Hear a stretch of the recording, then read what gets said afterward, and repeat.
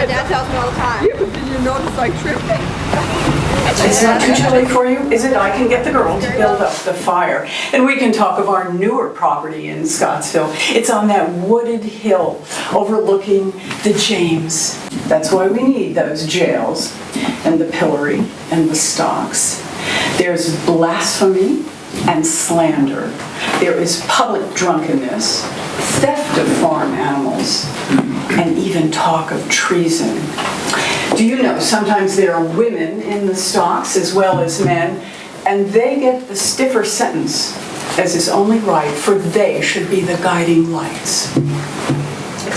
Now, my abode lies yonder, in the adjacent county of Buckingham, at a plantation called Snowdon, that I inherited from my father, Peter. Now, that property takes its name from the rugged peaks of northern Wales. And I hear tell that Snowdonia is a veritable mirror to the beauty of our own Blue Ridge peaks. I might confess that never have I presumed to sail to the land of our forefathers.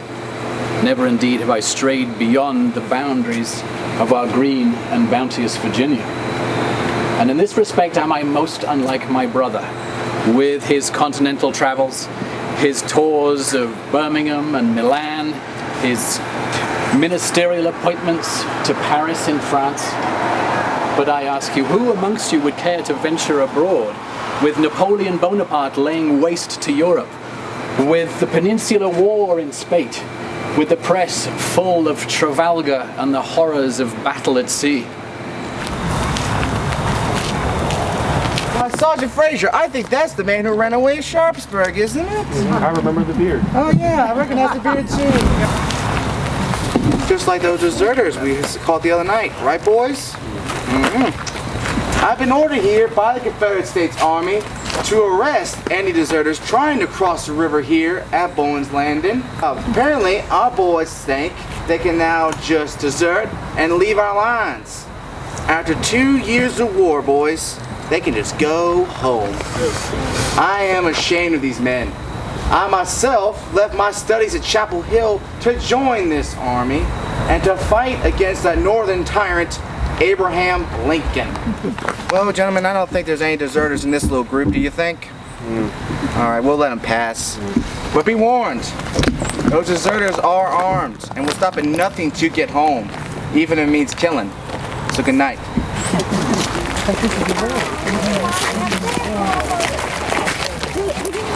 We are now at the Canal Basin Square. In the 1800s, way before the levee was built in the 1980s, all of where we were walking would be covered in water. Scott's Landing was an important trading hub. Imagine being able to see the river from here. Unfortunately, the Union soldiers destroyed the canal in the 1880s, and then the railroad became the main transportation in the 1880s too. I was 14 years old when I became a free person, and while some of the older folks weren't quite sure what to do, I was happy and excited.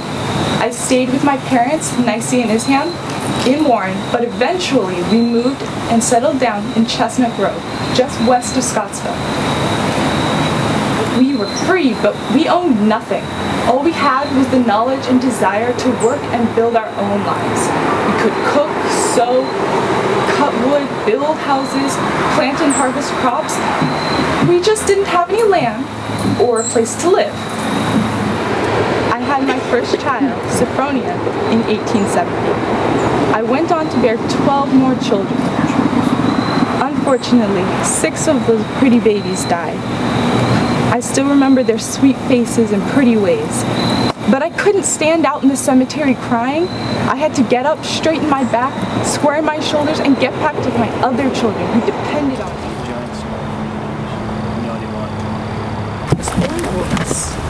Shh. I think I've spotted a yellow-bellied sapsucker right up in the tree there. Wait. It's not a yellow-bellied sapsucker at all. It's just a northern yellow-shafted flicker. Bully! I've been wanting to spot one of those for years. Pardon me, I'm Theodore Roosevelt. A pleasure, Mr. President. Theodore Roosevelt. Oh, gosh, Theodore Roosevelt. But as you all seem to be a fine group of people who are scared and staying away from me, I would prefer that you call me Teddy. Come a little closer. Come a little closer. All right. You know, I'm finding it harder and harder to find people that I trust to call me Teddy since becoming the 26th president of these United States. In fact, just last week I was speaking with one of my cabinet secretaries and told him that when they call the roll up there in the U.S. Senate, those senators don't either raise their hand to say present or not guilty. I shouldn't worry myself with those fine gentlemen of the Senate. After all, if I had to kick the pants of every man that caused me trouble, I wouldn't sit for a month. Fortunately, it's only a half-day's train ride from that cesspool of a city to your neighboring North Garden Red Hill Depot. My wife and my family and I have made it a number of times, clanking along the old Southern Railway in their private presidential rail car. The only problem with this trip is since the assassination of my predecessor, William McKinley, Congress has seen fit to create a so-called Secret Service for my protection. Protection? I'm Theodore Roosevelt. I stormed San Juan Hill with the Rough Riders. What do you think I need with anybody else's protection? I told those Secret Service boys that I didn't need anybody's protection. And if they came down on that train in North Garden, they could stay with that train in North Garden. Where are my manners? I haven't properly introduced myself. I'm Frances Farrish Butler. I live just across the river in Buckingham County. I came to town to get a few odds and ends, and of all things, to wait for the train. The boys are all coming home from Europe now, and my husband, Earl, he'll be coming along here with the rest of them. My brother, when he was able to call from France, said that I was in more danger of meeting my end on those hills than he was in combat. But I never did roll one. Truthfully though, turning over on hillsides was the least of my troubles. Now, we had plenty to eat since we raised our own meat and we grew our own vegetables. But anything you needed from the store, well, it was rationed. Shortening, sugar. I tried canning with honey instead of sugar. That wouldn't hardly do at all. And you couldn't get anything made out of metal or rubber. Not even rubber pants for the baby. Now, we hadn't heard from my brother, and we knew that his ship had been torpedoed. Mr. Moon, he was the gentleman who delivered the telegrams from the depot. Everyone knew what it meant when he came around. I saw his car coming down the drive toward the house. I was out hanging the laundry, and the worst thoughts started racing through my mind. Turns out, though, Mr. Moon had traded his car with a farmer. And it was this farmer driving Mr. Moon's car to our house, not Mr. Moon with a telegram. I'm very glad to say my brother will be home soon. Except one body was never found. And there was a rumor that a small child named Anastasia had survived the Russian Revolution. In 1968, a woman who said she was Anastasia came here with Jack Monahan, and we're going to meet her now. So, she walked to the canal, she climbed on the bridge, and she jumped. But soon too did policemen jump and carry her to hospital. They call her Fräulein Unbekannt, Miss Unknown, because she was no one. No one. For 2 years she was no one.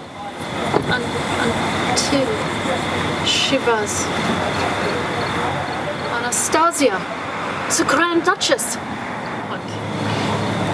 We go to eat, but they do not want us there. Do not go to this country club, Farmington. I put the food in my satchel, and they say, you cannot feed your pets. This food is for you. So, we do not go there. I stay in car. We go to the Lumpkins. I stay in car. I am tired.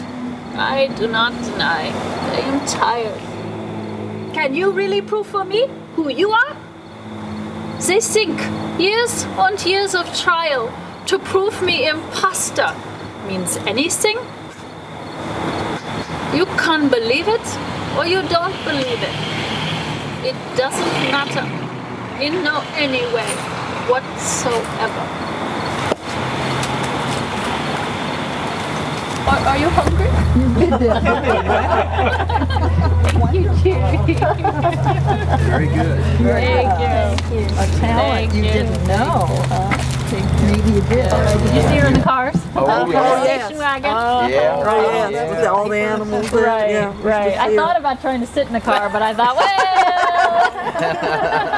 This is better. Oh, yeah. Bye-bye. Thank you. Enjoy. Thanks for coming.